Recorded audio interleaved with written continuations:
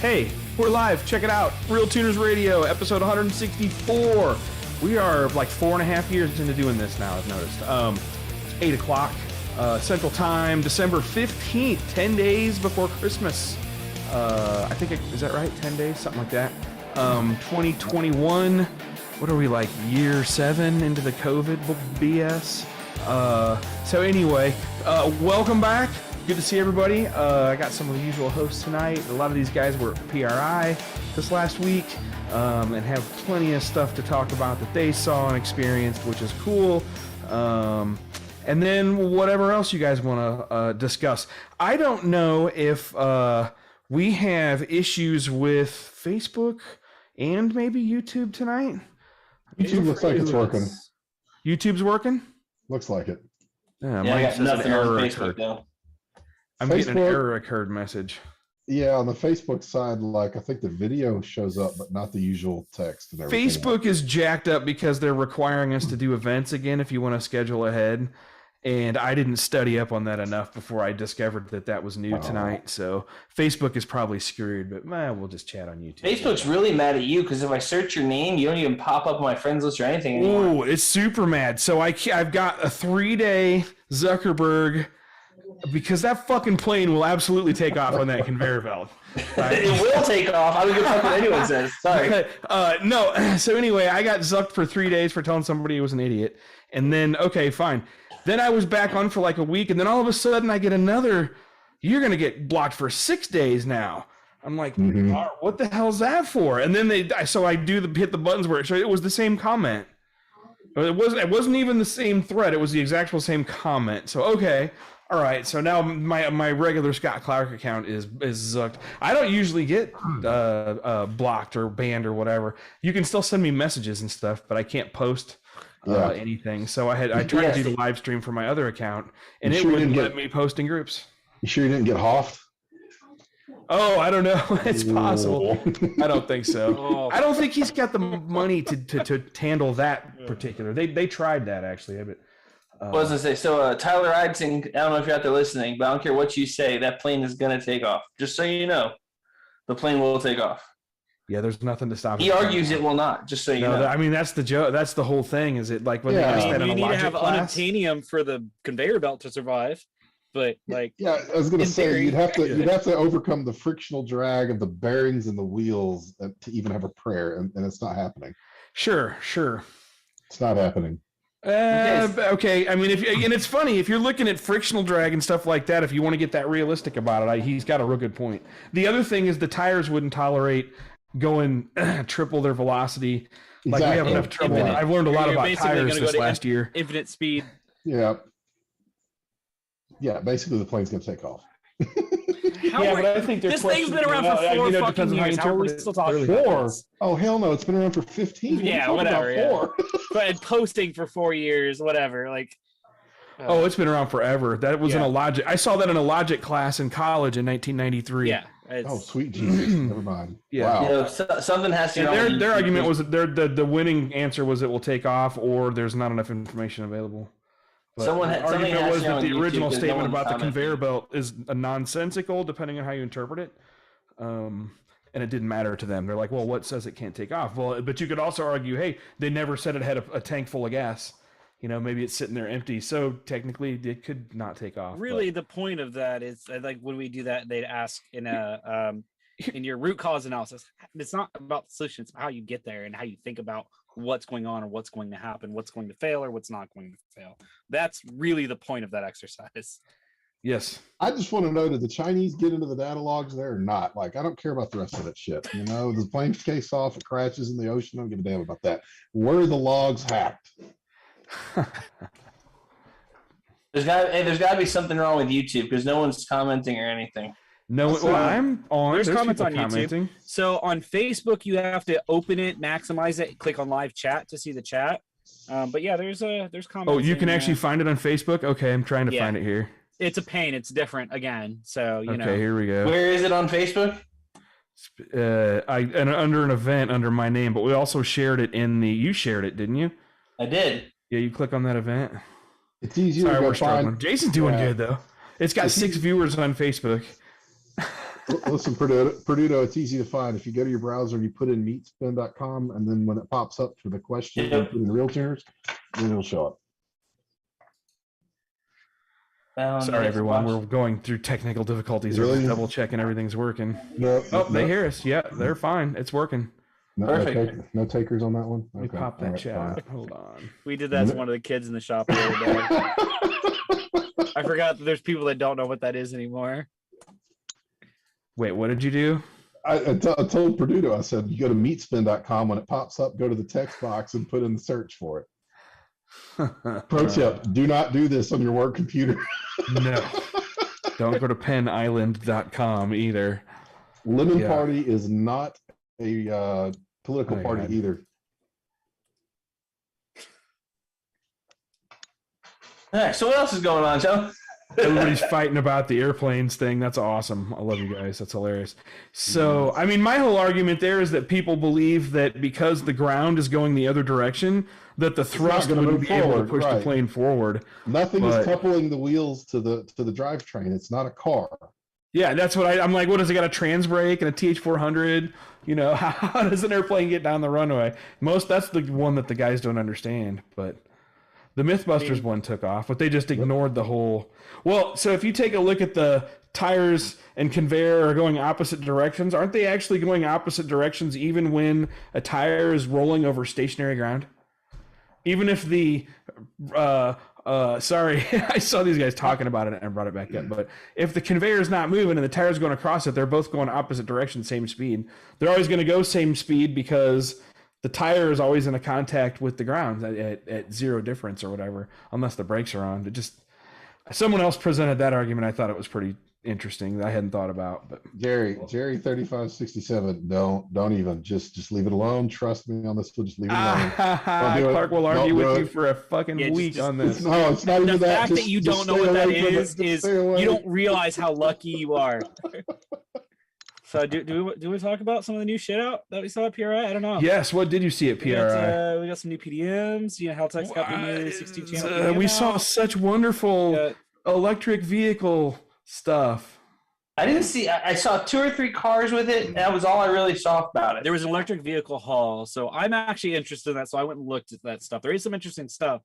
Guys are interested. AEM does have a really good Tesla solution out for taking control of everything. The group places the board, basically battery controller to you basically ride junkyard Tesla motor, buy everything, slap it together. You've got a full BMS, everything. You just need to add batteries. Can you use the supercharger? That is a good question that I did not think to ask them. I can't see why not, because it does function. It's supposed to be seamless integration, but Damn it, Scott. And for those of you that didn't go into EV Hall, and I walked by the outside of it and stuff on those lines, and you guys always talk about the Chevy versus Ford battle and the big three and stuff along those lines. I'm gonna tell you guys right here like this, and call me biased. Ford sold out. If you're a Ford guy, you sold out to EV World. Sorry about it. Your luck. They're discontinuing the Mustang to build electric cars. Just so you know, Ford sold out. Sorry, they were the first ones to bite the big one. I mean, yeah, it's you're gonna see more and more go that way. I think you're gonna see some jump one way or than the other, but we'll see. In the meantime, there are Ryan, when you walked into EV Hall, who had the whole back of the hall with their signs and cars lined up? Oh yeah. Ford wins that Yep. contest among marketers. Yep. And, I mean, it's more about the common denominator and less about the tuner or the gearhead, which is unfortunate, but that's kind of all it's always been. I mean, at the end of the day, that's what I told guys. Fast is fast. At the end of the day, EV stuff it's the same stuff we're doing now. It's same sensors. It's power curve shaping. It's about getting the most out of it while making it drivable without letting shit burn down. It would be better if but- it could compete on fair ground and didn't have to come with subsidies or You are taxes not on everything incorrect else we there. want to do. Right. Well, I mean, that's how E85 started in this country too, though. So I mean, No, and they gave it a chance, and it's barely holding its own as a result of those subsidies going away. And I don't blame. I mean, I understand. I didn't think we should have subsidized the 85 either. Right. No, I agree. Even though I love Did that end, by the way? Because I don't know about you guys. Yes. The 85 Yeah, gone it's way up in the expensive past now. like month. the corn Yeah, is it's my life, expensive now. Perduto. Yep, it's as Welcome to expensive my as life. premium. No. I ain't about this. Like, well, first off, I sold my truck, so I don't care about E really right now, anyways. Oh, But what's it called? But yeah, they what's it called? Everyone's playing E's go up like a buck and a half in the last like 3 weeks. it's never been particularly cheap around here to begin with relative to the other fuels. I mean, it hasn't been more than regular, but it's always been, I don't know, within 30, I think a 45 lot of that cents a has to gallon. do with distribution and Yeah. how the storage, and there's only so many. They're trying to do all the blender plants and stuff like that, but The subsidy for corn ended, I think, several years ago. That's not a recent thing. So that's not what's driving the uptick of the price. Well, so I have a local place around here. Well, it's called Protect Fuels. They supply several E85 stations, what we call E85R, and they blend ethanol with a 99. I believe it's a 99 octane non-leaded fuel. And I was paying Brian when I was first started sending you videos. What was it? $2.29, $2.39 a gallon you were, for a you were in the race ethanol? $1.80, $1.09. Oh, for the race stuff, yeah. Yeah. Your pump stuff was $1.80, while my stuff was $3.50. Yes. And now that's hitting 329, 339 a gallon. I was over here going, that's a big move. You know what I mean? Yeah, that would be a big, well, especially considering for the average person, the fuel economy hits is terrible. For the rest of the folks out there, I mean, I'm not broke. I don't care if it goes up $1 a gallon. It's not going to affect my bottom line at all. Agreed. But still And cheaper than C16. James McGowan, your opinion is no longer necessary because you doubted my modeling career. I just want you to know that. Oh, shots fired. Stay tuned for a couple months. We'll have news on that. I can't say anything now, but I talked to you guys about that. You guys know what's coming with this comment. On the modeling career? No, James's comment. Oh. I was going to say, wait a minute, is Scott Clark going to release a limited edition calendar? The RealTuners calendar. That RealTuners calendar. RealTuners bear all? Wait a minute. So Now I know why I got I into stepped this. out Hold for on a 30 second. seconds, and what? So hey, so to give you guys a backstory, when we were moving into PRI on Monday, everyone has their totes. So there's this company up there called Fern that puts your totes in your booth so you can set your booth up. Oh yeah. Well, apparently the Brian Tooley boys, BTR, they had all the stuff set up, everything on those lines, but they had forgotten to send people to set the booth up. So come Wednesday morning before the show, and the show doesn't open until Thursday, but come Wednesday morning, there was still no one in the booth setting things up. So I was laying on top of their crates, taking pictures and goofing off and everything on those lines. And some of those pictures got shared around the internet as my modeling career started. And James McGowan over here was knocking on my modeling stuff. I'm never going to be a model in my life. So, I'm saying his opinion is no longer valid if he doesn't believe I can be a model one day. I'll send you the picture, Scott. That's just wrong. I did see the picture. I did see that. I mean, it was funny because you're right. It was like I saw it. Someone else I don't know shared it, and it was kind of hilarious. I'm like, what the fuck is Mike doing? Are you I was making fun of the at BTR 9 boys, a.m. like- in the morning? Like, we're set up, done, wondering what we're doing the rest of the day, and they haven't even cracked the first tote yet. I was like, yo, you guys are late. Was it at least tasteful? I mean, maybe we should show it to the readers at large here if you got a copy. Oh, it's tasteful. Oh, it was tasteful. Yeah, it was just straight joking around. Yeah, I noticed everybody's talking about the price of E85 is about price of premium. That's the same as it is here now. So yeah, I wasn't a fan of it being subsidized. It's still a great fuel for what it does, but don't get me wrong. It's just Right. It's not a good replacement for No. daily driven street it's stuff. a nice that click you up from care pump gas. about. But yeah, There's a whole lot more clicks you that you know, want to go. It's pump gas plus is I think what I've started calling it. It's not. I mean, same thing we're talking about. So we had that conversation today. Someone's like, "Oh, put it on race gas," and then one of the guys in the office gets excited. My buddy, the other tuner in the shop. I was like, no. They're talking about 110. He's like, "What the fuck? That's not race gas." I thought you meant C16. If it's not C16, it's not race gas. Well, part of the deal is, I guess, and I don't even know if this is still relevant. Like you look at some of the countries where it really took off way back in the day. They Brazil. they invested a lot to make that work. We just kind of like it's an extra. Just threw it out there. Yep. Yeah, it's like here it is. By the way, Yep. you're going to get shitty fuel economy. Good luck. We bye. had guys come to our classes from overseas and in the South American countries, and they haven't known like anything but ethanol based pump fuels for years, for like 30 years or whatever. It's interesting. Remember we were on the one podcast about fuel, and the guys in Europe were talking about they blend C16 and methanol and some other weird stuff they were doing. And I don't remember who that was. They're trying to extend C16 and mix it with other things to not still get the octane bump without the price. And I don't know. Yeah, I remember that. Somebody was talking about they were trying to just bump crappy gas up another 10 points of octane or something. Yeah, but they were blending with methanol, not ethanol, and they said it was reading on the ethanol content sensor, or I can talk ethanol content sensor, and I forget what that was. I want to say it was C16 and methanol. I don't know. We'll have to go back. Someone have to tell us what episode that was, and we'll go back. Was it one of the things I wish I would have done is hired somebody to. Why would you blend C16 and methanol though? I thought you just. I don't know. I don't understand at that point.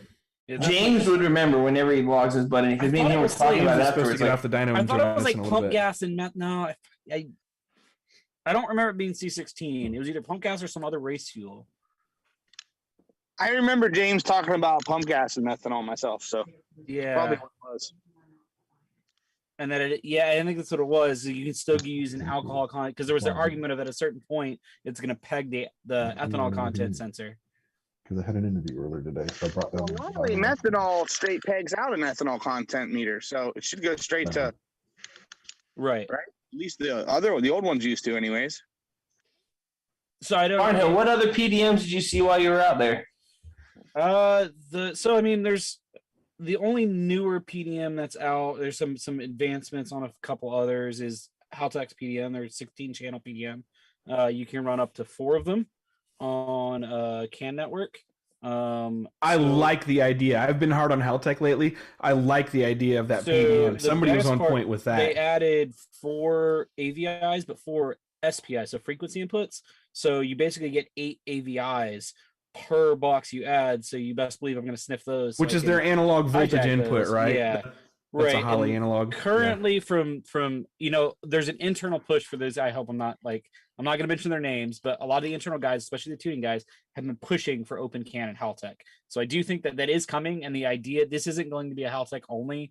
The initial release is probably going to be Haltech only, but like their dash, they realize that they're adding other ECUs, CAN protocol, so you can make it easier to use with other people's stuff, kind of learning from what ECU Master did for, I'm sure they hate to hear me say that, but like that was the brilliant thing they did. They made their stuff so they don't care. Like, well, sure, you can buy this ECU, we still want to sell you something.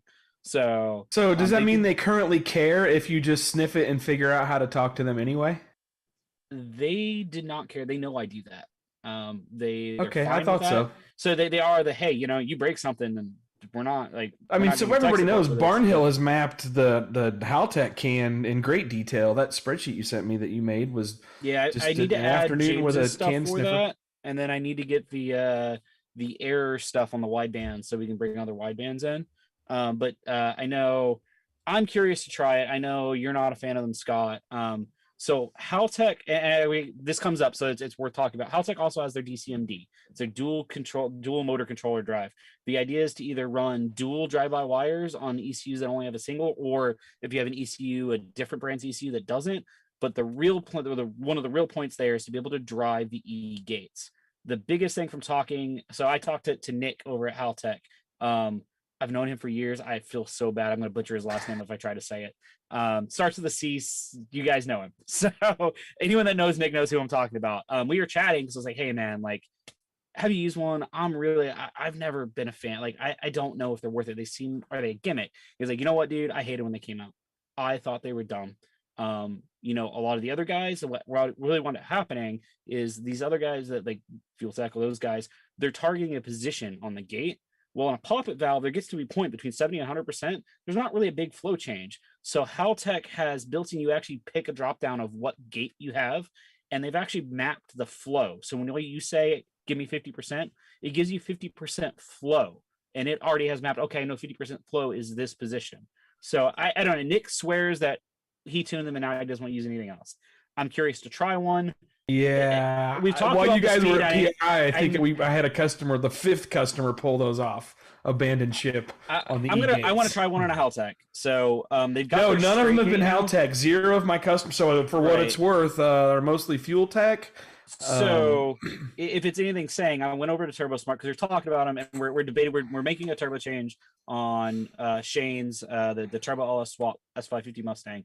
We're going to a new G45 1500 on that car. And we were talking about, he was asking about the E-gates because there are some things we do on that car. And Turbo Smart now has their straight gate, which we can talk about in a second. But Turbo Smart has their own controller to let other ECU manufacturers use it. And the first question I asked him was like, hey, how did you guys map this? Is it position or flow? And he looks at me and he's like, well, you know, it's position. To be honest, the only guys doing flow is Haltech, because that's why I asked. He's like, dude, if you're using a Haltech, don't use any of this other shit. Position's wrong for our gate. We should be using flow, and it's dumb that our own controller doesn't do flow. So I'm curious to try it. We're probably going to try it. It's never going to be as fast as CO2, but the question that comes down there is, how fast do you need it to be? And that's a question I don't know. So I want to get my hands on one, and I want to do some testing. For the most part, I believe they're going to be fast enough for what most guys seem to use. And you know, Nick's doing a lot of big drag race stuff. So the E-gate stuff, I know guys are asking about that. It is stuff we chatted about. I'm hoping to get one in test. So anyone asking about that E-gate stuff, hopefully I've got data for you sometime in the next few months. But really what it comes down to is, if you can, even if you have another ECU, there's ways to do it. If you understand what you're doing and you want to map it, if you can try to map it by flow, that seems to be the consensus of what the best way to do it is.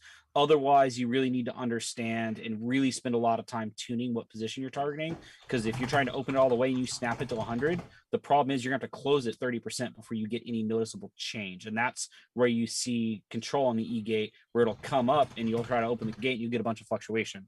And I think that's the problem most guys with E-gates. It's not that they're not fast enough. It's that you're opening it too far and you're relying on this. Basically, the PID is way out because you didn't really tune it the way it needed to be. So instead of opening it all the way, which is instinctual, it's what I would do, you need to open it just enough to get boost to drop to where you want it, or to drop to 0.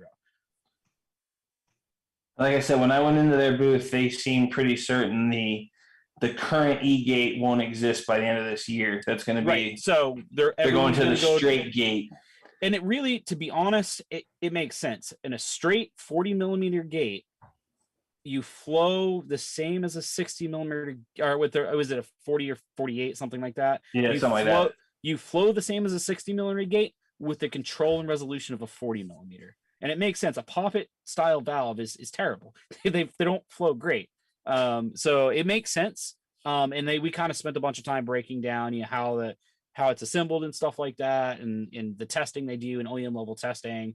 There's an engineer that I talked about. We kind of nerded about OEM testing, and you know, when you just try to melt something for 24 hours and come back the next day and see what's happening. So you know, the robustness of that and how it's going to hold up to heat, I don't think it could be a problem. So I'm curious to try them. I'm not as against them or think they're a gimmick. I'm not saying they're going to work for everything, but definitely something that I'm going to give a shot. So, but yeah, so TurboSmart has their controller that I'm curious to see. We should be able to take and, you know, make an advanced user map for Holly or something like that, and actually get a lot better control than just saying, hey, open the gate all the way. That should make a good tuner can really make good use of those, I think. TLDR there, he said, tune better, noob. That's what he said. Yeah, tune. Don't just fucking throw numbers at it. Hope it works. You're ashamed. No, that's actually pretty cool. I mean, when you get down to it, everything's about volumes of airflow and everything like that through an engine. So it stands to reason exhaust and turbine control would be the same. I wish I would have paid a lot more attention to fluid dynamics when I was in school. There's a bunch of books out there. You had fluid dynamics in high school? It was first years of college, and I was kind of in it just to get credit hours, and I just kind of blew it off, and I should have paid a whole lot more attention. You know, it's one of those things I'm never going to use this later on in life, and here we are. Yeah, it's thermal fluids in my master. When I did my master's, so I did. You know That's who what knows really that shit got me about hardcore fluid into mechanics tuning. is Dusty Bradford. I think he's like a actual fluid transfer engineer or some kind of job like that for petroleum industry. I can Google pretty good. That's about all I'm going to say about fluid dynamics. So what else is shaking? Sorry, I'm killing my keyboard. I'm getting yelled at. Yeah, I was gonna Yeah. say, dude, I try to mute this pretty- thing, but then Man, you you have guys hold yell at me space all to the unmute time. it. Whatever. Almighty. Fuck off. Remember that Barnhill? when It's you my said you were podcast. I'll live? make shitty noises if I want to. To be honest, I I'm a dick. apparently typed too hard on my mechanical keyboard. It's broken now. I only have my soft one. God, there's a question for you on Facebook that I actually really like. You need to go, or if you want to talk about real fast from Mr. How would I set up oil pressure and temperature sensors? Saw you comment on a Facebook post. Temperature needs to be in the oil flow. I was planning on moving my turbo oil feed from the filter to the factory oil pressure sensor location and mounting the oil pressure sensor to a bulkhead on the firewall, plumbed with a T-fitting for the turbo oil feed and the pressure sensor. Like off a What's up, remote David whip. Feldman? He's our closest listener. Woo, does anyone else want to take Perdoto handle Kevin's question there? Because as far as oil temperature is concerned, you're going to have hot spots and cold spots. Obviously, your return lines from the turbos are going to be super hot. A lot of times, oil coming out of the valve train is super hot because it squishes through tight orifices. I'm a big fan of. I can't cool my oil based on the 3%. I have to cool it based on the overall. So I'm going to pull my oil temperature from either somewhere near the filter, somewhere after the oil has returned to the pan and we're moving it again, because part of the cooling of the oil will be when the hot oil from the turbo returns to the oil pan and it gets mixed in with the mass. It does need to be somewhere where oil is flowing, though. I'm not telling you to shove it in the oil pan, but it needs to be somewhere where you have a constant flow of oil so you get a constant. So the factory oil pressure or the factory oil pressure location doesn't do very good because it's kind of a deadhead up there at the back of the block. Engine Masters guys, the real Engine Masters thing, they used to do it. They'd like to see temperature pickups like right after important bearings that they were worried That would about. make sense. Agreed. The Yeah, I can hottest see spot that. it would be. And honestly, I've a couple times I saw guys where they were like, oh, wow, the temperature just went up like 20 degrees on that pole. That bearing's hurt, and they were right. I can see that. Oh, that would yeah, make sense. No, that was a thing. But I not being that crazy, like Mike says, is kind of the practical approach. Your question about the pressure sensor, I think you'll be fine if it's because pressure isn't actually about flow. So I think if you just teeing it in, you'll be fine. I don't know if pressure the right is location to tee it though. You don't but want go to. ahead. You don't want to deadhead a temperature sensor ever. No, Yeah. no, I'm saying it needs to be somewhere where you got flow. And So so I think that's what he's asking is Can I in the deadhead flow, a temp like, sensor? right No. where guys take a whip and basically deadhead it and mount it super far away. no, You're basically no, creating a deadhead. and you don't want to put oil temperature where the factory oil pressure sensor was, because on the assuming LS block, I don't know if you said that in there, but the factory LS oil pressure sensor location is kind of a deadhead up at the top of the back of the block, and it's not going to get a good oil flow, if that makes sense, as to getting a good temperature reading. Yeah, he said it's the Gen 4 LS. So yeah, don't put your pressure sensor. Keep it down by the filter. Keep it down, your temperature sensor. Keep it down by the filter or something along those lines. Don't put it in the factory oil pressure sensor location. That probably goes for a lot of manufacturers. I feel like pressure sensors always get put at the end of oil galleys and stuff like that. 'Cause it's an easy place to put it. Afterthought. Yep. Yeah, I would It's say easy yes, from a but production standpoint. It's an easy place to drill and Yep. have an open. It's easy. Usually leave your galley open, plug it, and send the sensor in right in the same spot. did Veldman sell his truck, by the way? I don't think so yet. It's a good deal, right? And it's a good build, and it's going to haul ass. It's really all the right stuff for like a budget-minded guy that wants to go fast. But I like it. He's my neighbor, and that truck's like 5 minutes away from me. And not even. It's like 100 yards that way if it's at his house. But it's for sale, and he should sell it if he gets that money for it, and he probably will. Logically, maybe he sold it already. For But sale, if not you check on it out, sale. he's got a really badass S10 But it's good having the truck like that for you. Same like with the RX-7 for Will. Hey, this works. I should try this, and I can just go plug into the ECM, fire the car rail up real quick, and hey, it works here too. You know, kind of gives you that. It's definitely if he keeps it, it's going to be our test mule for some stuff for sure. It helps having stuff like that. Oh, it's awesome. Yeah, I mean, I don't know. David's a guy. He's been to one of the classes. He's a listener forever, and he's also my neighbor now. It's cool. You know who else is our neighbor? We need to welcome Mark Thompson to the neighborhood. He's probably not listening because he literally just got here in a U-Haul. He's also like 5 or 6 miles away from me. He moved from California, and he's been a remote tuning customer of mine for like 2 or 3 years. So that was kind of cool. He's like, dude, we're moving somewhere. I think it might be close to where you're at. And I'm like, well, where are you moving? And literally, it's like the next town over, like 4 miles away. So it's pretty cool. His race program just improved. Little does he realize. Like it or not. Well, and he's got a fishing boat too, right? He's got a bass boat. So that's going to help a lot. AKA his tuning just became free. Weird. No, I know, exactly. I'm like, oh, there's a whole number of things we can do there to make sure that your program is solid for 2022. Welcome to Missouri, Mark Thompson. My dog says I'm being too loud. He's sorry, T-Rex. Speaking of temperature sensors, where should temperature rate monitor on a power glide? In the pan. So, yes, just put it in the pan. You'll be fine. Or in the pan and rail. A lot of guys like to put them so that they can take the pan on and off, like that flat spot above the pan rail. I think it's on the passenger side. Don't quote me on that. There's a flat spot you can mount the sensor in so the pan can still come on and off without having to unplug your sensor. Or take your sensor with you. The thing that everyone's going to ask about temperature, sensor location, and all that, you're going to get a different answer depending on what you're going to do. Like, there's some good general stuff. Good question about the power glide there. Yes. It really, I think it really comes to think about what you're trying to measure. Because I've had arguments with other tuners like, you can't put the water pressure sensor there or the coolant pressure sensor there because blah blah. And we've had talked about that before. It really, as long as you understand what I'm trying to do, what are the pros and cons, and what measure am I looking at, and what do I do? So like Scott said, like putting it on the end of like near the bearings, let you see a hurt bearing. But for most of us out in our street driven stuff, we're not looking for that. We just want to say, hey, do we cook our oil? Do we need to like stop beating the crap out of this thing? So well, and that's okay. So like transmission temperature. So I'm going to relate it to what I consider the majority of people. I'm not going to say all because there's some guys that are way more hardcore. But I'm going to relate it to wideband sensor in the header of a nitrous car.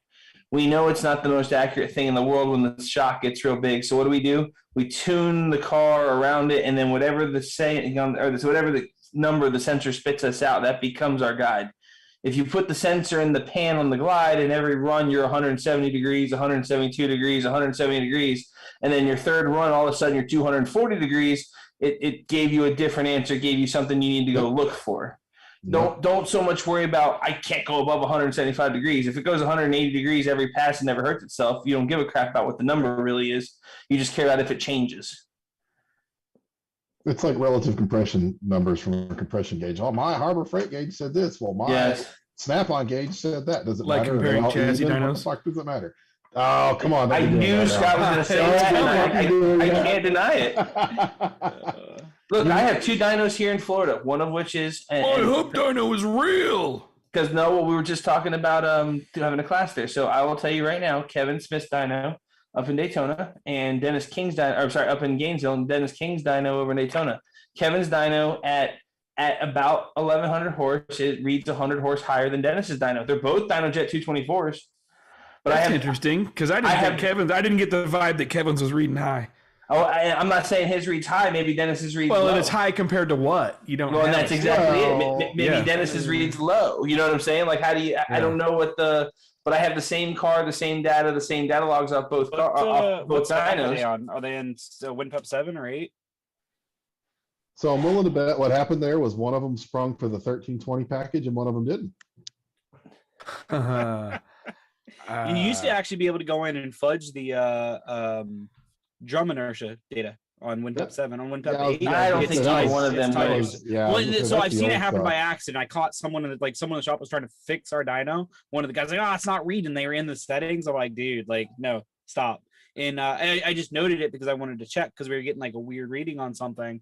And WinPep 8, it seems to be tied to the serial number of your drum. Interesting. That's basically the way Dynocoms is too. What Like you there's a serial can number do, that has not all that information. not that we would ever do this, but it was one of those we were standing around and I was like, man, I wonder if we put a heat gun on the weather station on WinPep 8 on the new stack. What it'll do. You'll go for if you take IATs from or ambient temps from 70 to 130 degrees, you will pick up 40 wheel horse. Oh, dude, I know a couple guys in the diesel world that used to have a coffee pot out by the dyno, and the weather sensor would just get thrown in the humid hot. Yeah. Oh yeah. Yeah. Oh yeah. You know, when you're tuning a truck and it needs to make 1,000 horse, and you just made 975. Give me 20 minutes. Watch what's about to happen. Oh, unplug the ambient sensor. My comment was someone's like, Whoops. it was an SCCA guy arguing because we almost never use our dyno jet. We use my dyno dynamics for all our tuning. He's like, oh, but the dyno jets, that's why SCCA uses them. They're the most accurate. I'm like, you can't cheat on them. I was like, oh, watch. You can cheat on any dyno. Hey, you know what you're doing. The dyno You wanna jet's piss just a me little off? Let me dumber. go You put got to blow ice the on this, we're gonna hairdryer in the. detune your- Yeah. Yeah. But no, I do like the Dynojet inertia ones with the heavy rollers for their repeatability. There's something nice about just spinning a drum of concrete, not having to worry much about anything other than a speed sensor.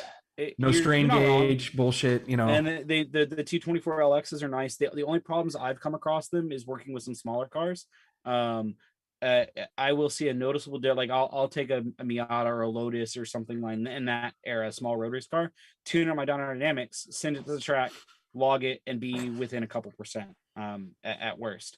On the Dyno Jet, even the load bearing stuff, because that drum. Oh is so yeah, heavy, you always have to back off, especially the timing. I know what you're talking about. That's like for us in the drag world, 1,000 horse and over, that's a big deal, right? You got to know. I tuned one Miata on both, and I saved both files. And he wanted to go with the DynoJet file. When he went to the track, I wound up taking fuel out, and because I did that, I was like, So first I did that, and I go back and look at the tune that we made on my Dyno Dynamics, and the fuel is almost identical. I was like, oh, we're gonna go back to the timing. I went back to the timing. He's like, oh, dude, I picked up 3 miles an hour down the straight, which in a Miata is huge.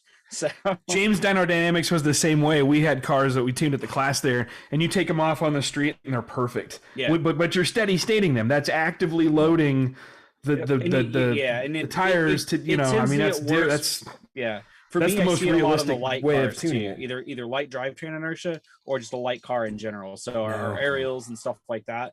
There's about a 5%. I usually 2 to 3 degrees and 5% on the Dyno Jet difference. So I would say that actually, while we're on that, I forgot about this, and I too. didn't get as much data on it. I've got a picture on my phone. I'll have to find it out. Haltech has a little CAN bus weather station device now that's bringing weather data straight into their ECUs. And it's not there, so it should be able to. I meant to dig into it and say, hey, is this CAN data published? What can we do?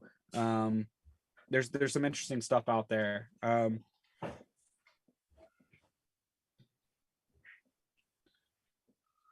Yeah, I was gonna say years ago on the local Dyno Jet, because everybody used to have a Dyno Jet. Now you see a little bit more varied dyno choices around. We had the same thing. You'd tune it on the dyno, and then you take it out on the street, and you'd invariably end up pulling timing out and/or pull a couple degrees out. Yes. Yeah. Or you'd scatter it right off the dyno. Exactly. Most of the time, the mistake the guys, you can tell the new dyno owners that they just got their Dyno Jet and started tuning, and it's really easy to get the air fuels right, and then they turn the timing up to the max number, and then they leave it there, and then the guy blows through 3 ringlands on the first hit on the street. That's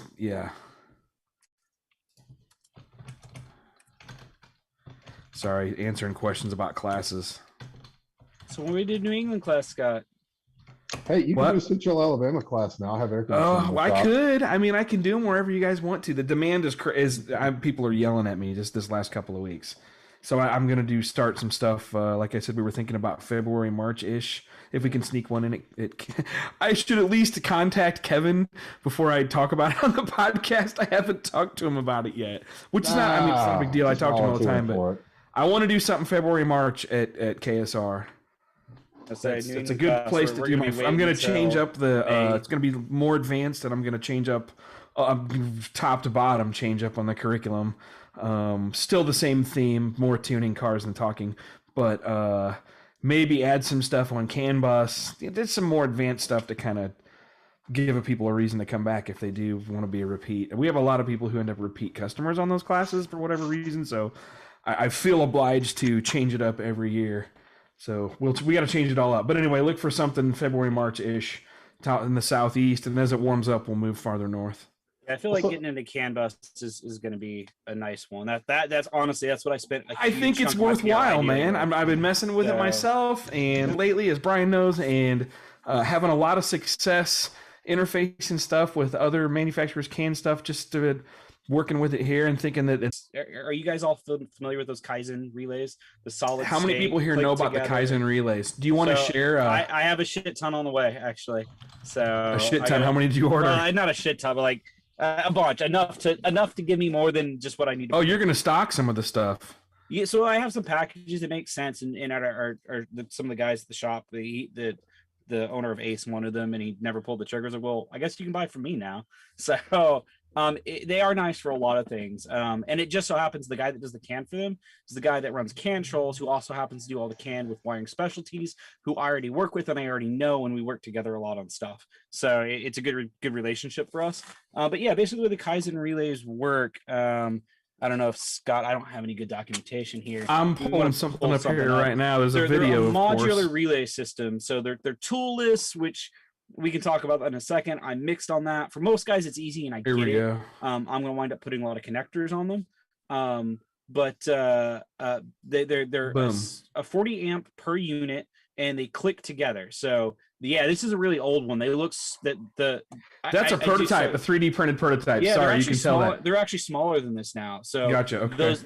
I'll go try to find the right ones. Hold on. Same idea, but so they basically click together, and they have this thin little like quarter-inch, not even quite quarter-inch, CAN module that goes on the end, which you can see on the end. This thing on the right here on the end can control everything via CAN. Now, downside there is each CAN module can only control 3 relays. $99 a relay, $125 a CAN module. There's some other flexibility there when you start mixing it with other CAN stuff. Here we go. So 40 amps per channel, single trigger, so you can't trigger multiple things off of one relay, or you can't have multiple outputs triggered off of a relay.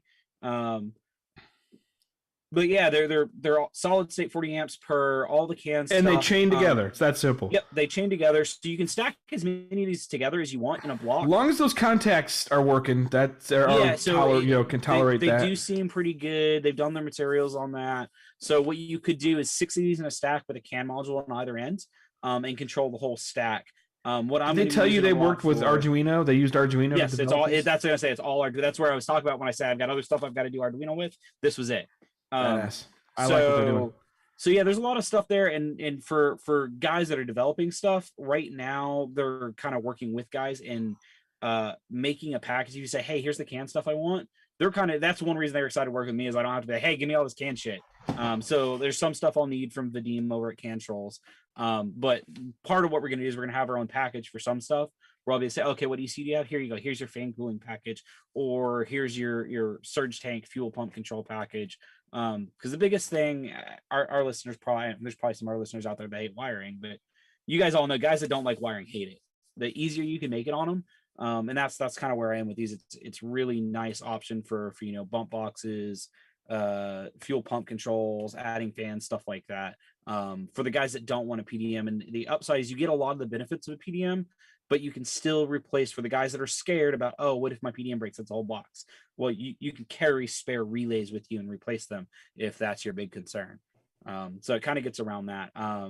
Downside, your PDM still has some advantages. These can't log amperage. That was one of my questions. So you can't see like when a pump is dying, stuff like that. But they can log everything else. So they can log data. They can log if the pump is on, if the output is on or off or not, and they can log errors and stuff like that. So they make a really good bridge in between them. How are those things priced? Did they talk about price? $99 per relay with $125 for the CAN module. Okay. So yeah, so you're looking at, they're not the cheapest thing, but they're comparable to like the MSD solid state relays. No, considering what's in them, that's very affordable. Right. The CAN functionality is what really is. Dude, it's its own basic PDM. Yeah, exactly. So using your ECU, which already has the smarts to to send those messages. The biggest complaint I have right now with PDMs is I talked to everyone. AEM is the only company that makes a small form factor, small channel PDM, like a slave PDM. So I'm sorry, AIM does as well. AIM makes an 8-channel, but it's ungodly expensive for an 8-channel PDM. AIM, there's a couple. There's another company out there that makes a 4-channel that's okay, called Metrics. I always say Metrics, but Metrics, MECTRICS. They make a 4-channel that's around. They're just coming to the US. I think they're around $350. The AEM 8-channel is $400 to $600. The problem with the AEM is that it technically can't be used with anything other than VCU. But after chatting with them, like, oh well, the CAN's it's all via CAN. So if you can talk to it via CAN, and AEM publishes all of their CAN information in and out. So that's going to be a project to be seen, is trying to get the AEM to work with other ECUs. But yeah, what's really come down to is there's a lot of times we have a PDM up front and I just have like a drift car, for example, or we have a PDM out back and I've got 2 fans up front. I'm not going to add a $700, $800, $900 PDM in the front to control 2 fans. So yeah, maybe $200 is expensive, but it's a nice, I need to add a couple features on. I still want CAN bus, but I don't need a full PDM type deal. Speaking of wiring specialties, you know those guys? Yeah, Yuri, they buy a lot of stuff for me and we work together on stuff. So they were really cool. I like their plug and play PDM for the S chassis. Yep. So that's, but why would you not make a universal version of that and make everyone happy versus? Okay, so that's a conversation I had with them, because I was like, man, we had the same conversation. Okay, yeah. So what it really comes down to, like, they're specialized in making their stuff plug and play. They are going to have a universal option, and to be honest, what it's going to be the S13 with the plugs cut off. That's fine. Yeah, so they are going to have one, but they're like the problem. It's the same problem that's they want to be able to support everything, and their thing is, hey, plug this in. When you say here's a universal, and the guy calls like, how do I wire this? How do you support that? There is major. That's a really, really good idea. Whoever's doing that, whoever's prioritizing simplicity like that, Yuri and Vadim and those guys, huge. So, and actually, that was part of the conversation I had with them. I was like, hey guys, because I have some other applications I want. They're like, yeah, that's stuff we want to do. But so the problem is we can't do custom stuff, or we do, but we're so backed up with production. Even as they said, honestly, hey, even if we even try to bring another application in, we just don't have the manpower to even do the R&D, let alone make it right now. Or even if someone handed us, hey, here's a new application, here's the wiring schematic, they don't have the ability to work that in. So there's some conversation. I'm probably going out there to visit. And maybe we have Yuri or Vadim or one of those guys on the show one day. I can talk to them about that. That might be some interesting guys to have. That'd be cool. That's a good idea. We should. I'm going to do some work with them, and they're only 3 hours from me, so I'm going to drive down to Connecticut and visit them, and there's going to be some stuff we're working on together. Probably, hopefully. That was our conversation. But yeah, that's really what it came down to. Is they're going to do a universal, but it's one of those, hey, it's not a plug and play. Wire it, and all their stuff is using hardwired PDMs, which are they're not my favorite, but they are a good bang for the buck option. And what I did speak with them about is, hey, when you guys make this, they document all the pinout. Because I was like, you know what, if you want to cut it off, it's dumb for us to make a custom one. So there's, for guys that want to do other stuff, for some chassis, it doesn't, like, I can build plenty of chassis harnesses. It's cheaper for me to buy theirs and repin it for my turnaround time. So that's what I'm going to be doing with some of their stuff, probably a universal one. As well as I'm going to build some of my own universal PDMs. I've got some on the bench right now. That's actually a project I've been working with. Yeah, that's going to be some really good stuff. They've got S13, S14 coming, E36, E46. I forget a couple other chassis, but those are going to be the big ones that come initially. And that's going to be integrated into all of their engine harnesses as well, especially for those.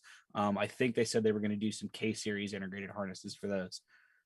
Speaking of, I got hammered out there as you're talking on the chassis names, because for those that don't know, while we were on hiatus on the show, I bought a C5 Corvette because it was dirt cheap and I wanted one.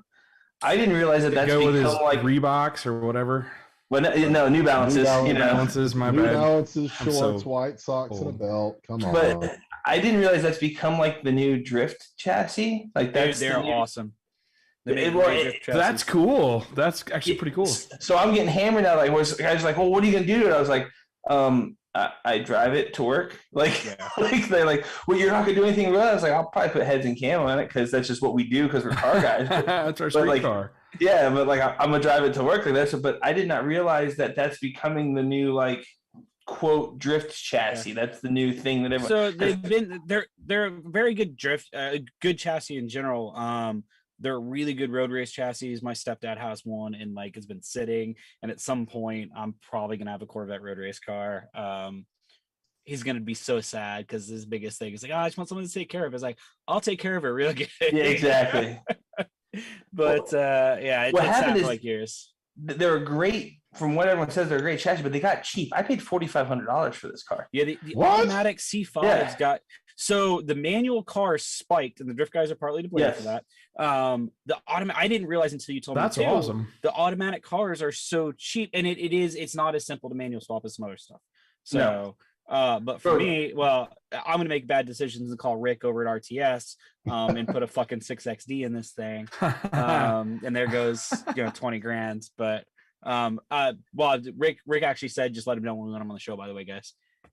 Kenny, especially if you don't mind a rebuilt title car, because with the fiberglass bodies, they so much as get tapped, they're instantly total. That's just how it goes. Yep. And you can get especially them the like value they're at, yeah.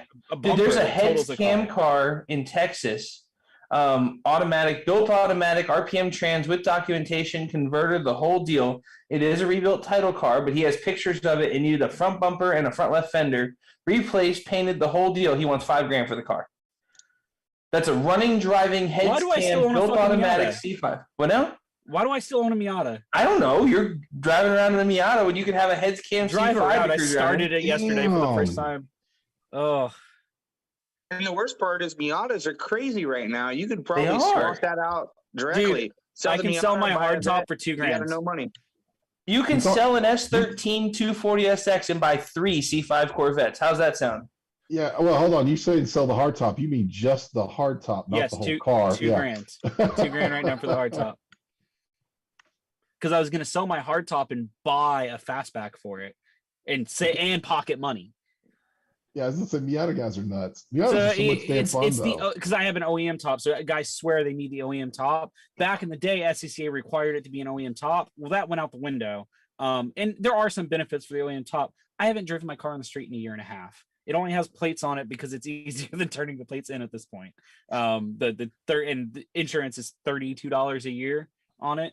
So Barnhill Ben's asking about the difference between a roll bar mounted arc panel. If the arc panel is still your best bet versus a PDM, I don't think he understands. your what best PDM bet is to take an arc panel, throw it in the trash, take that trash. Man, to the I remember compactor, when everybody compact was it, getting Everyone those had to have this gasoline on it, season. and then light it on fire. You remember I how hate cool it those was? You could fucking lick things. your finger so it was slippery, Oh, just man. run it down the top of that thing, So- turn everything on. So it depends what you're trying to do. PDMs are definitely a step up in price. They're coming down. To be honest, the Switch Pro stuff is $100 more than an arc panel. You're talking, and maybe it might only be 50. You're talking, I think a 16 channel, 8 or 16 channel arc panel is $450, $500. A Switch Pro's solid state integrated switch panel is $650. I think last I priced it out. I literally just had this conversation with a friend of mine. He sent me a parts list of stuff he wanted, and the first thing I did was send him a message back. Is like, hey, to take this arc switch panel off of this, I'm not selling you a goddamn part. And that's what we did for him, was put a switch panels on it. So the Switch Pros or S-Pod are both I've used that work really well. They're going to be very similar priced. But the biggest thing is they don't use that crappy ribbon cable. They're potted sealed electronics. They're not just a non-automotive rated board that's going to rattle apart and stuff like that. So yeah, Switch Pros, S-Pod, if you're stuck on, trying to keep it, sub $700-800.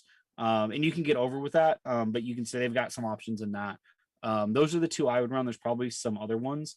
But you can get into a hardwired PDM with a can pad for probably right around $1,000. I think I haven't priced one out in a while. There's a little more setup involved in the hardwired and stuff like that. But if you're just trying to use a switch panel, and that's the other thing with those Kaizen relays, they have built-in can control for the Blink Marine and Gray Hill can pads. So you can control that stuff with a can pad if you want.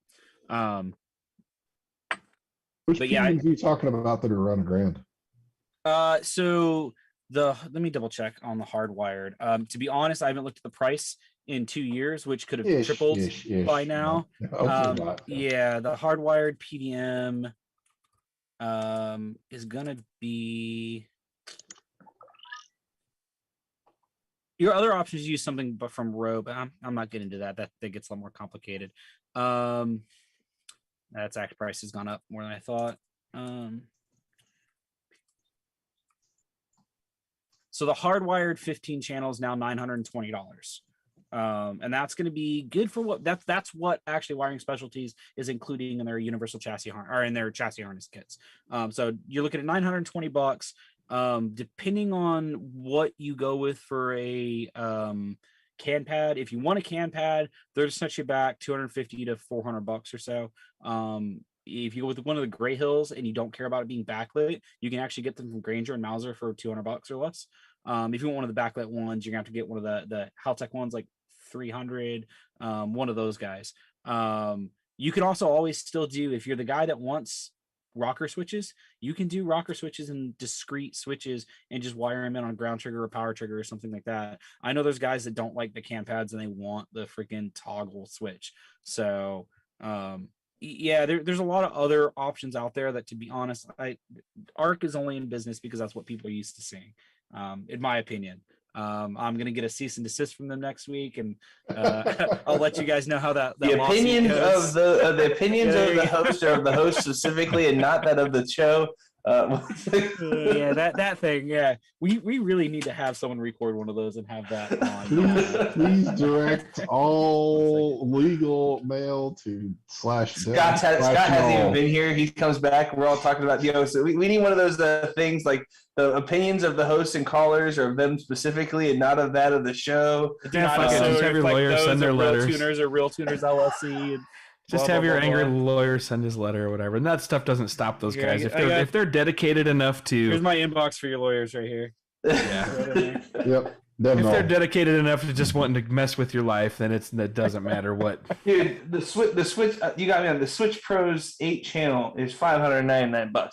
Dude, if that's not cheap enough, like honestly, Switch Pros and S-Pod are two companies that, if you're just looking for some budget, you just want a switch panel that's got a good pad and a good control box. They're overlooked because they're off-road guys primarily. That's how I know them, is through all their off-road stuff. S-Pod's a company. I need to get in touch with them. I technically been a dealer that I haven't sold their stuff in a while. We should have some of these guys on. But dude, you know what? I know the guys at S-Pod. They sponsored one of the drift guys I work with. I can. What is it? S-Pod? You're saying S-Pod? S-P-O-D. Okay. Is it like spod.com or something? Or how do I find it? It's like hold on. I think it's something. I'm going to share this screen for people to see this one here. 4x4 S-Pod. So 4x4 spod.com is. And we ran the S-Pod. I've run Switch Pros before, but S-Pod's sponsored Jeff Donati. They're actually sponsoring his new car too. And we've worked with them for a while. Their Bantam is a solid state with it's a billet. So yeah, click on shop up at the top. So yeah, you got that's a keypad. It's a billet keypad with backlit everything. But yeah, if you go to their products, I think shop up top, it'll take you to just click there and scroll down about halfway past the switches and stuff. So they have touch screens and stuff that are the off-road guys like, but these little Bantam modulars things, there's a bunch of range depending on what you're doing, and they do have add-ons. So these are a little bit more priced, but that's actually a solid state sealed unit that's IP rated. They have what they call their I believe it's their HD. They have some stuff that's more in the $500-$600 price range. And they've actually you can go ahead and share if you've got it on your screen. They've changed their site since the last time I used it, so I'm trying to poke around real quick and find. I think it's their 6th circuit. The Switch Pros is pretty cool looking little switch for cheap for $600. Are you looking at this stuff, Perduto? You're like, God damn, these drift and UTV guys got some cool shit. Yeah, well, so just to be honest, the way I found them is we were at SEMA. It was like one of those last days, and Donati and I were just walking through. We were in like one of the new exhibitors hall, and we were just doing, all right, let's walk through and see what we had. And he knows I'd been after something that this is enough that PDMs were still $1,800, $2,000, a little bit more. We're literally walking through and he just grabs me. He's like, he points. And I'm like, So we just started chatting with them, and the owner of this company is super awesome, super laid back, loves us, super into drifting and what we do. Where he's like, dude, I see what you guys do. It's awesome. You guys just beat the shit out of the things. You're like off-road guys. You just bounce around, break shit, and keep going. And fix it. I know that's what I like about Yeah, he's drifting super too. into stuff. So he's Yeah. always super stoked when we come out there. But yeah, I honestly need to go back. So they don't always come to PRI.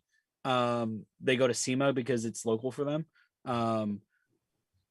But yeah, and so they used to have one that wasn't solid state, and I think they've gotten rid of it. And it honestly makes sense. It was kind of a weird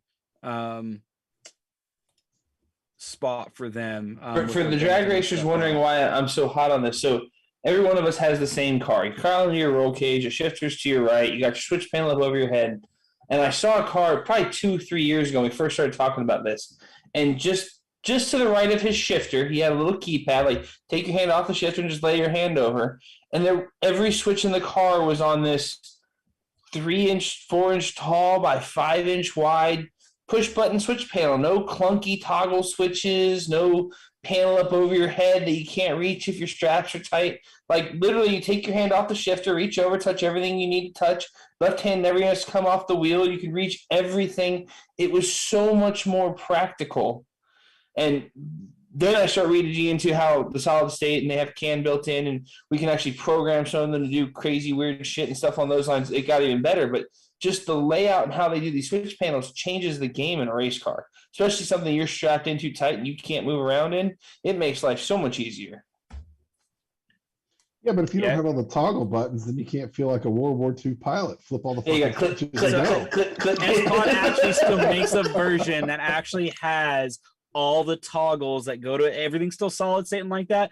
But like, yeah, guys still want toggles, so they give them toggles. And I could almost see that in a wreck or a smoke scenario. I can reach over and feel my switchboard and know what's what and shut it off. Just In a wreck, you muscle better be memory. hitting your main kill and just calling it a day. Exactly. Yeah, I was going And to say that's you need to have a the, main shut off for that. Or throw the battery out of the car, one of the two. Or figure out that someone wired it wrong. So when you turn the key all the way back to accessory position, the ECU stays running when the transmission's sitting there spinning on the dyno, smacking everything. That was fun. oops. Who would do that?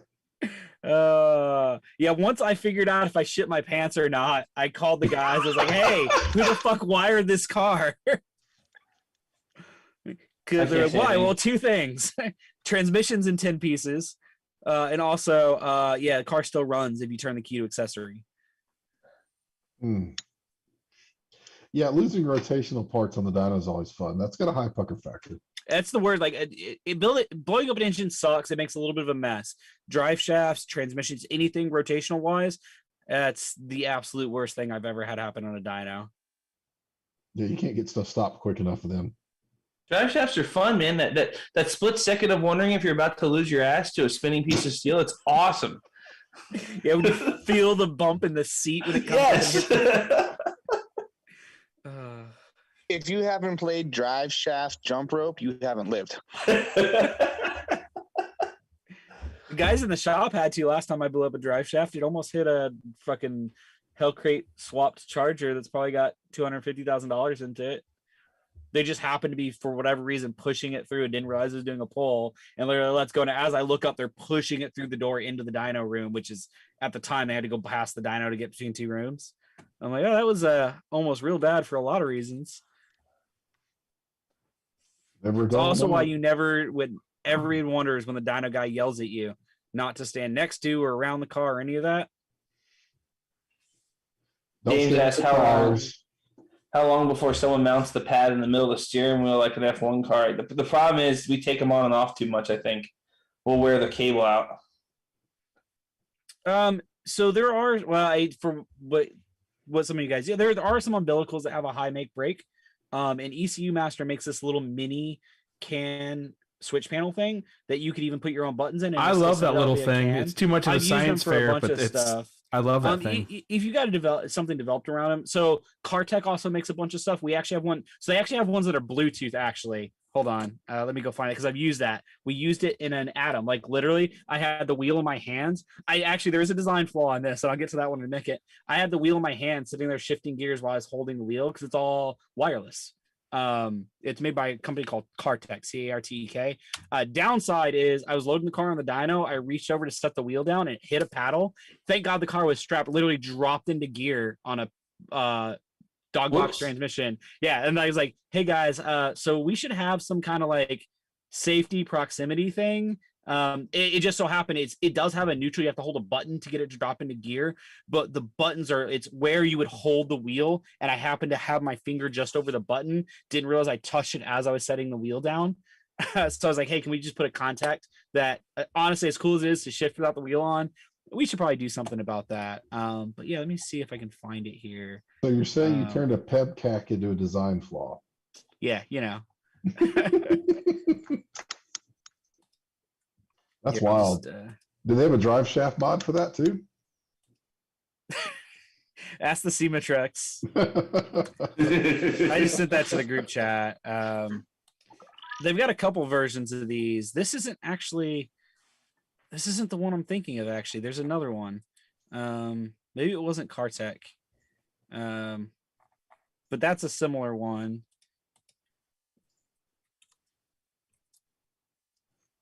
I think Shift Tech. Oh no, okay, Cartek does have one. That's just not there's another version that is available. And I actually sell these. I can get these if anyone really wants one. But yeah, there are options out there for guys that don't want to do this. There's also there's a company that makes a quick release hub that has a connector in the middle. So when you put the wheel on, it makes the connection, and they're rated for pretty high make break. They're not cheap. They're pretty expensive. But for the most part, it's a design that I've only really used them in formula cars and some road race cars, but for the most part, formula cars. I don't know what kind of quick releases you guys typically use on the drag cars. Neither do we, apparently. I know, like, off-road guys are super specific about like the hex drive and stuff like that. I've almost never seen anyone run anything else.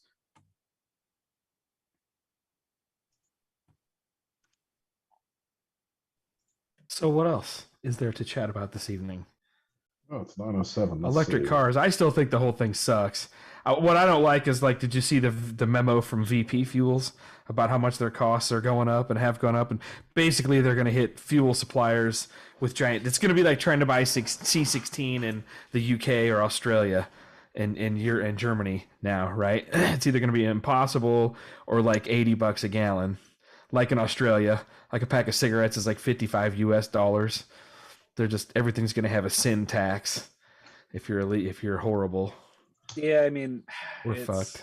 I hate to be a gloom and doom, but it's just how long will the hobby last like this? I mean, eventually, I get the feeling that at least one or two of us on here, 25 years from now, will be the old dude in overalls at the fair that has a engine on a stand, except instead of being an old Merlin or a radial engine, it's going to be like a 4G63 on a stand, and we're just going to get around and we're going to fire it up and idle it for 5 minutes, and there's not going to be any left because we break all of them. I know, that was a bad example, wasn't it? That was horrible. I forget what we were talking. I was talking the other day about, I was with Shane on drift stuff, and it was like, man, like, the days are gone when you can buy a $500 junkyard engine. I'm like, to be honest, we're partially to blame for that. We blew up. We are. I used to stack 4Gs like cordwood. Yeah, dude. Well, you can't, dude. They're expensive now, man. I know. Looking at, my buddy has a bunch. Thankfully, we don't need the engines. He's got 3 DSMs, and we're like, oh, you know, NED didn't get sold, so maybe we should go fast over here. So, which Perduto, you were asking if any of us knew Anthony and all the guys out there. Yeah, the guys I work with all know them. The whole the DeMarcos, is that? Yeah, those are the whole family. Yeah. We're talking. He doesn't know him as well, but he knows his brothers. So we were talking about NED and like we should build a drag car and go up there and. Basically he's talking about, I was like, man, there's only a few people here that know how to set up cars, and they came up as, you know, guys that know how to set the cars up. So. The DeMarco brothers, and you got Dennis up there at DMC, the chassis shop, some of the most legit dudes you'll ever. So that actually came up, we'll talk about that after, but a certain car, but it's got sold to someone that Scott was talking about earlier. That was my buddies at the shop that I got hired, one of his friend's car that he sold, and then he got wrecked and burned down and some other shit happened. But yeah, I remember something comes up and I was having a chat and he's like, dude, I know that wait, this car? I was like, yeah. And that's how we all figured out. I was like, oh, wait, you talking about these guys? Like, oh, yeah, that's who they're asking about. So that's small world in the end. That it is a life goal of mine to be able to afford the money just to drop off checks and have Dennis at DMC build me a car. Like that dude is an artist. Yeah. I don't know. I honestly, we had that conversation again. I don't know how people afford to pay other people to build cars. Dude, it's we were writing bills up today. I'm like, really, like, this is what we have to charge, but like that Turbo Trans Am, like, I forget how much is in it, but we've got the shitty drift car. We literally sent him a bill for $5,400 today. The car is just now to the point where you can push the clutch in and it works. Yep. Like, and it starts. Oh God. Had the so I think that car has IDs in it. Do not let any injector sit for 6.5 years without ever touching it. So we have it. This is the weirdest. So we're sitting there trying to this RB swapped, RB26 swapped, 240 car sat for a while. It's on an M-Tron, wired by someone 3 wiring people ago. I've got a degree in electrical engineering. I know what I'm doing. Yeah, I told him never to let that guy back in the shop because he won't be walking out. Right. Fixed a bunch of stuff. They had so it has one of Rick. It has an RTS G-Force from built by RTS. So I had Rick there. Clutch wasn't working. Well, turns out they were using a flat faced throwout bearing on a flat faced clutch. So what happens? They just jam together. So that there's a bunch of stuff that. So long story short, finally got everything. They're ready to start the car. I go to crank it, it sputters. So I go to start doing injector test, and I only get one injector to click, but we get a Noid light on everything. And there's some other things going on. So we're trying to test it. And finally, one of our intern is like, I guess he didn't say it loud enough because he's like, oh, I think this is dumb. There's no way. He's like, are the injectors stuck? And we didn't hear him. And then finally, I'm like, dude, the injectors are fine. The injectors are mechanically bad. And it was like 5 or 6 of them. I was like, dude, I am sitting there what if they're stuck? And I literally take a fucking screwdriver, tap them. Yeah, fucking car fires right up. I mean, I'm running into that every day or two. You know, 2 or 3 times a week minimum. I've never had that many stuck at once. I've had like 1 or 2. It depends on how long and if they just had it sitting out in open air. I was like, dude, this thing sat for 6 years. And if it had ethanol. So, yep. Yeah. So back in the day, we used to run the 2Js on VP import. And was RC the injector brand? Was it RC's? Yeah, and they used to have to put 2 batteries in series and slap them suckers with 24 volt. They sat too long, and once they start ticking, they'd work again. But you had to slap them hard to make them come these back ones to are life. terrible. Their low pulse width is terrible. We're gonna take them out and clean them, but. Anybody needs to hear this. If your car's going to be sitting for winter, send your injectors in and get them cleaned now before they sit all winter and go to shit. It's a lot easier to do it now than later. Poking by the fuel injector guy, fuel injector development, send your shit into him and get it cleaned out now before you call him in March. Done. And you have to have him back in 4 days because you're making a race on Friday and it's Monday. Hey, it's Wednesday. I need these back for a race on Saturday. Can you get that? Like, I'm how going to dare you let FedEx FedEx lose my package? Now I'm gonna miss my race. Hey, for the right amount of money, anything's possible, man. Oh, that's bullshit. So what else? Anybody else got any? I haven't been watching YouTube as much as I should here. Sorry. There we go. Nathan likes mechanical buttons and build automotive buttons. Guys that I get it. So I mean, you can take those buttons and wire them to a PDM as discrete inputs. We did that on SmartWire and Larry Larson's truck. I like doing that. That charger I was talking about earlier, every single stock button, it still has stock headlight buttons, the dimmer switch. That was I mean, in a couple cases, I had to build circuits to get them to be a rheostat to actually be a AVIN. But you get in that charger, so it's a decoded digital gauge cluster, but it's you would swear it was a classic charger. Every switch works the way it should. You can do all of it. For the buttons, what I usually do is I'll make a sub harness or a box that they all go in. And that way you make a cover plate so it looks like you still get your mechanical buttons, but then you still do a single cable, an Ethernet cable or some sort of multi-strand cable, and still get all the benefits of like a cam button, but you get your nice mechanical buttons. And I get it. It's nice. They feel nice when you push this nice mechanical billet button and it clicks and it feels nice. I get it. Yeah, I like the feel of a toggle switch. When guys have gloves and things like that, the faster they go, and the methanol, they got to have all the outfit for that. They tend to like the rocker Blink switches. Marine and the Gray Hill keypads work pretty well. You get with gloves on, I've never had a problem. But yeah, everyone's They got do, their, but you can't exactly do it blind either. You still got to look at them. I mean, you got to be able to see them if you're doing the can keypad thing. I think. yeah, with I mean, I gloves, guess so. They have, so the Blink Marines don't have like a nub, so you know where your hand is. The Grey Right. Hills do.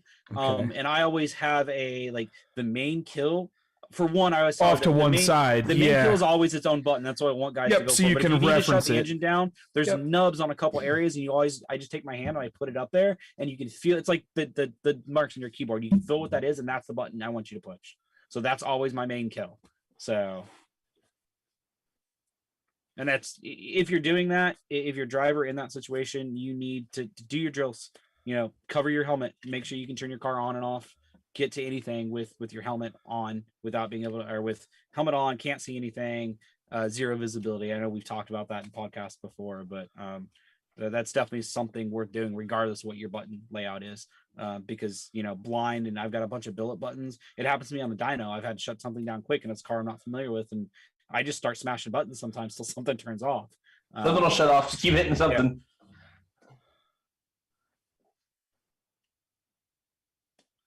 Yeah, I mean, it keeps coming up. We could do a whole podcast, and we could do a whole class on just can pass and controls. Oh yeah, you gotta sneak up easy on that though.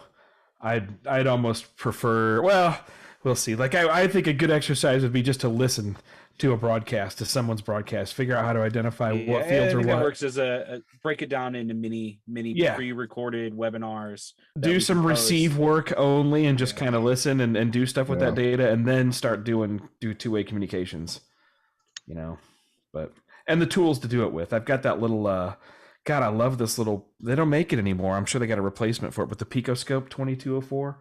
Yeah. That thing, it decodes CAN. It's kick-ass. And then I've also used the Linux decoder or the EC Master Candy USB works pretty well for what most guys need it for. It will log everything. It's not the fanciest, Light Client isn't the fanciest software, but it definitely works. And then, to be honest, learning how to use a scope to just see if CAN's working even is something that a lot of guys don't realize. Sure. Yeah. No, I think that's where you would start, just to show what's going on with the signaling and how it works. Yeah, seeing what it is and breaking down how an ID works is the first thing. And then, because what always happens is I understand it, and then you try it and it doesn't work. And then you got to go figure out why. And it's because Motec and AIM decided to use different terminology. And honestly, CAN is 90%, or at least half a CAN is poking at it till it works. All right. I understand the basics. I don't remember if I use that here. I think the analogy I use, it's like someone that primarily speaks Spanish and barely speak English trying to translate to someone that only speaks Russian to someone that speaks Japanese. Right. There's a general, I can kind of understand what the words, but until it works, and you've ever had that guy has a thick accent, or, you all kind of don't really speak the same language. You got some words, and finally you figure out, you go, oh, that's what that word means. Yeah, it makes sense now, 2 hours later. There goes Scott with his jackhammer. It's tapping away at Brad here. Hold on. All right, so we got a minute here, and it does seem like things are winding down a little bit. Talk about some of the advanced stuff you want to do in the next standalone class down there that you've already volunteered Kevin for. Well, obviously, I'd like to talk about some of the CAN-based stuff and peripherals. I wouldn't mind doing just some basics on the 4L transmissions, especially in Holly, just to cover it, because a lot of people asked for that over the time. Like, how do I make this 4L80 work? What am I adjusting here, and what am I looking for? Really? Yeah, it's laid out very simply. No, I mean, people want to know, and I went through some stuff with the trans builder recently about looking at different line pressures and the way there's a couple of different ways to build a 4L80, so that you have to do very different things with the duty cycle and the line pressure. I mean, the bottom line is to monitor the actual pressure, make sure you're getting a good read, and then the trans guy can tell you what they need to be at. But anyway, that and then people still seem to be into the kind of cars that show up to the class anyway, so we're still going to do lots of tuning at the class. Maybe we do some different tricks on the dyno, a little more steady state tuning, things like that, a little more drivability stuff. I think steady state is one of those things that it's real simple, I was gonna say in theory, and it's real simple in practice to a certain point, but there's a certain like how to go about it, because it's kind of one of those things that it's just learning what you do. That's from teaching someone recently is the first time I really thought about it, because you think, oh, you just hold it in the and then you see guys and like they wind up chasing their tails. Like, well, you kind of think about what you're doing here, and there's you think, oh, you just go up your load cell and do it. You go up your load cell and do it, and like pretty much you do. But when it's off, like what I've seen guys do it, and then you wind up, oh, well, I'm building the next cell in, and how do you go about building your map? Like steady state, but in the right ranges, and rough it in, and then go back and stuff. Yeah, like and I don't know how. I don't even know that I want to go into that crazy a detail. My whole thing approach. Yeah, I mean, I want them to go home and get their car running first, and then they can work on the fine-edged details. Right. But in order to get to where they can get their Excel enrichments just right, the damn car needs to get running and out the door. So I've still always tried to stay focused on that. I mean, one of the reasons I've gotten away from the factory computer stuff, other than the fact that the EPA,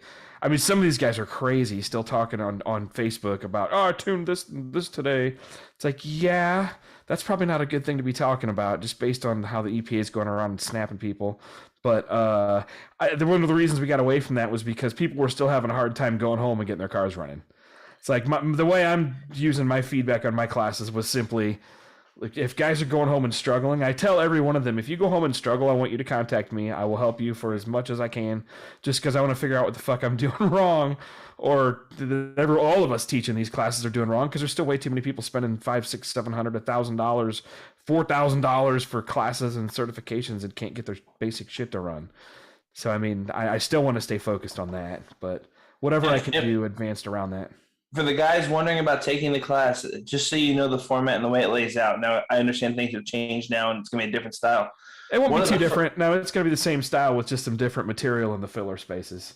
One of the first classes I went to, we had the Land Speed.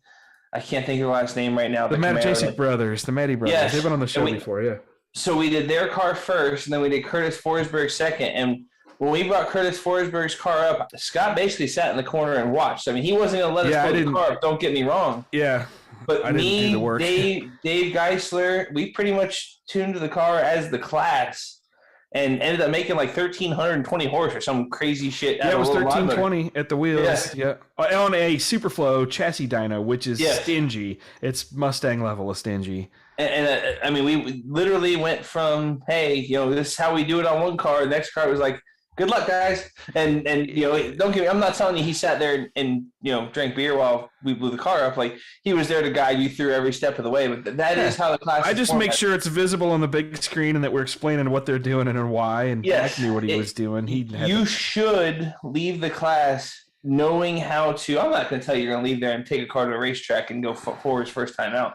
But you should leave the class with the basic knowledge of this is what starts, this is what these tables do, this is how it runs. I think you should be able to go make passes and then start squeezing on it without breaking it confidently. Of course. Yeah, that's kind of where I leave it at is I think you should be able to take it to the track yourself and start making passes and understand. I mean, that's why part of it is just teaching you the approach. Like make a short hit, make a 60-foot hit, make a 100-foot hit, make a 330, and kind of sneak up on things if you're not too sure if it's your first time. From track to that's what it is. Like, that's the biggest thing. Like, I was like, what do I do? I was like, well, what if it's wrong? All right, well, fucking don't beat the shit out of it. You'll know. Yeah, get a data log of it. Yeah. Capture whatever it did weird.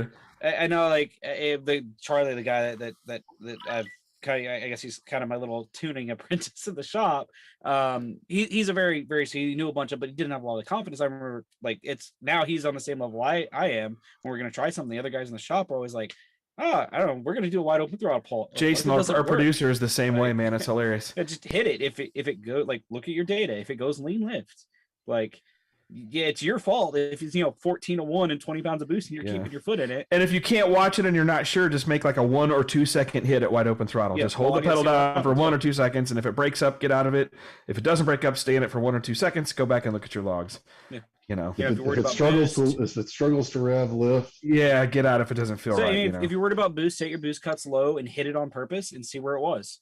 So see if you smacked it or see if you just tickled it a little bit. Like, A bunch of you stuff can like that. It's keep just them. I ran into that just yesterday with a drive-by-wire customer. The other thing I tell people is if you're doing a drive-by-wire for the first time, on Holly, if you pick the wrong throttle body, it'll just literally go wide open throttle when you start the motor up. So what I do is I set like a 2,500 RPM rev limiter where it's fuel and spark cut. It's the only time I'll use both.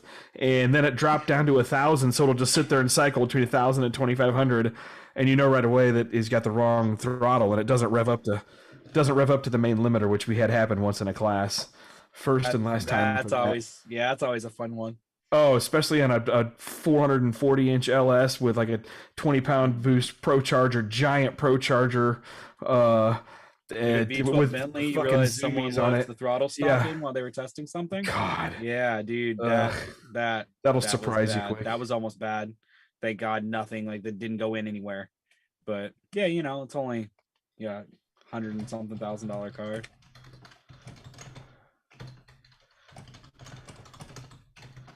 Yeah, that device doesn't always work either. I've had one or two that revved fine, everything looked good, didn't even make a full pull, and hey, wait a minute, why is it smoking? Yeah. Damn it. Shit can happen. Sometimes you're gonna have bad luck. But yeah, exactly. We had to see it. Had it like literally the head gasket let go the first time we got it into boost, and it was like 5 pounds. And it was the thing you got to do is learn to be prepared and learn to take the small enough steps and what steps to take so that you can sneak up on something. It's kind of like getting the guy into the moon. The good news there is if you're sneaking up on it, chances are you hurt something small rather than scatter everything. Right. So I'd rather be out $1,000 than 20,000. So.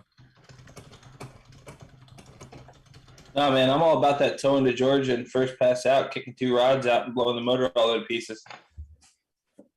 I'm totally being sarcastic, but that actually happened. Oh, it happens. It happens. Dude, I had, this is my own Miata. Like, we spent 2 days messing around on the dyno with a bunch of stuff. I street drove the car for for a week in Ohio. I'd driven it for a month and a half in Massachusetts. First full flying lap out at Time Attack at Mid-Ohio. It kicked 2 rods out of the block. Yeah. 0 knock reduction. No, yeah. Nice. Well, I only had 140 horsepower to start with. We killed that poor motor at Bonneville. It was on like its 22nd pass out there with Andy Leach's motor, and we were looking at the data. It had 15 or 18 psi of crankcase pressure before it let go. It was in rough shape. That thing that's abusive.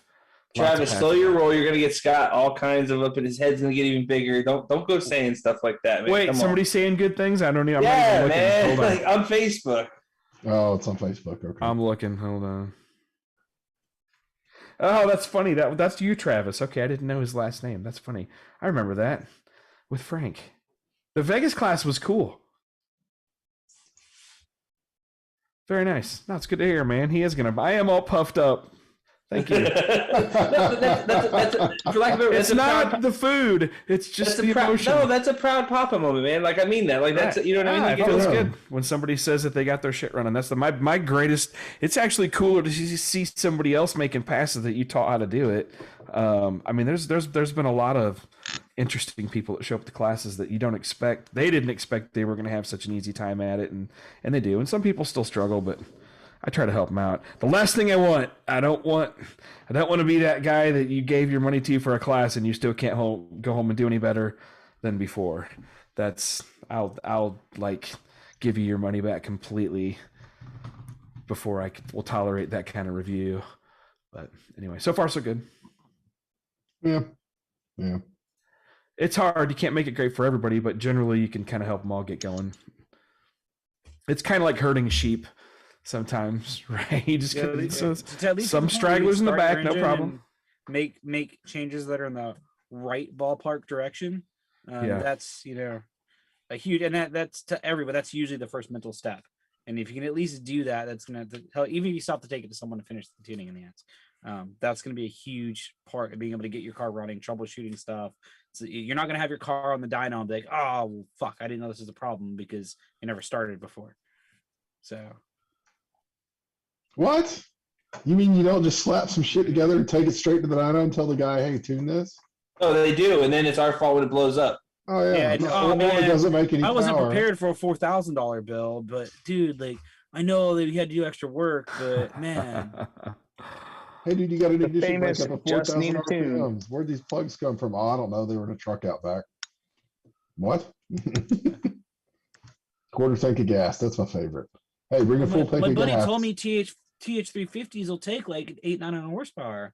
He's never had this happen before. I don't know why we've blown up 2. Oh, don't get me started on those. Yeah, that's the one that decided to break at both ends and spin on the dyno and still run when I turn the key to accessory. So yeah. I had one in the Volvo, and I broke one in the Volvo, and actually Jake Shoemaker was I posted up on one of the V8 forums because that's where you get information about transmissions like that. Jake Shoemake from Jake's Performance Transmissions. Yeah. Great guy. Oh yeah, I know Jake. Yeah. Totally great guy. Funny. Follow him about his air compressor stories. It's pretty hilarious. Oh shit. He's a big freedom of speech guy. I love it. Oh, I bet. Oh yeah, I can totally see that. Now he's a veritable wealth of information, but he made some sort of comment. He's like, "How did you break it?" I was like, "I don't know. It spun going into second gear, and then I didn't have second gear anymore." He goes, "You should have lifted." The hell, I didn't even know it was spinning until I got it to second gear, and then it was gone. That sucks. Like, never mind. I'm just gonna get a 400. Right? Never mind. This shit. I'm done screwing with it. Yep. That's usually how it goes. They'll hold all kinds of power as long as you don't fuck it up. What does that mean? That's an ambiguous statement. Right. What else we got? Anybody else got stuff they want us to cover before we cut them loose? We've gone long tonight. We're doing good. Tune it in A first always. What? What? Mike Perduto is giving bad advice. What happened? What I do? We're gonna fire him. No, nitrous cars. Yeah, you turn it in A first always. Oh, come on. You don't do that shit. No, spray the house down. That's where you start with it. Right out the gate. Screw it.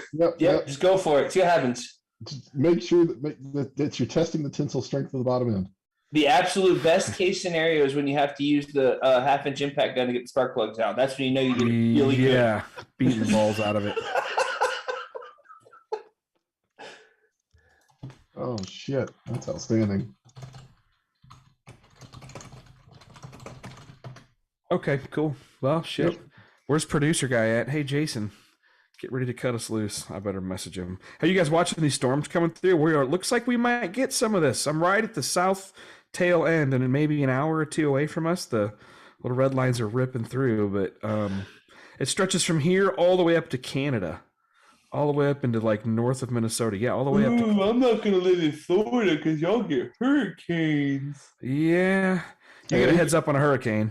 But so it's going through Cedar Rapids, Iowa, Rochester, Minnesota, and then it dips down through Columbia, Missouri right now. So it's passed through Kansas City and Oklahoma. It's just north of Oklahoma City is the end of it, right? Oklahoma City's not getting beat up, but I'm east and a little bit north of Oklahoma City now, and we're going to get something.